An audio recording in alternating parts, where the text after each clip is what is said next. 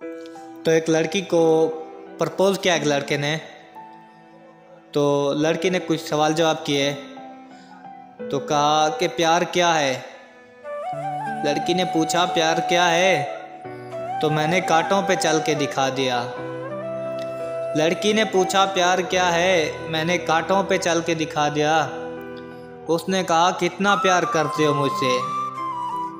उसने पूछा कितना प्यार करते हो मुझसे, मैंने पूरा आसमान दिखा दिया। और उसने पूछा कैसे रखोगे प्यार को।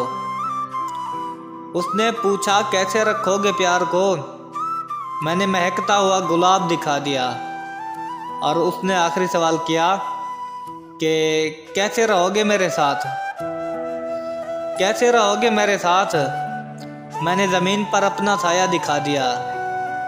उसने पूछा प्यार क्या है, मैंने कांटों पे चल के दिखा दिया, मैंने कांटों पे चल के दिखा दिया।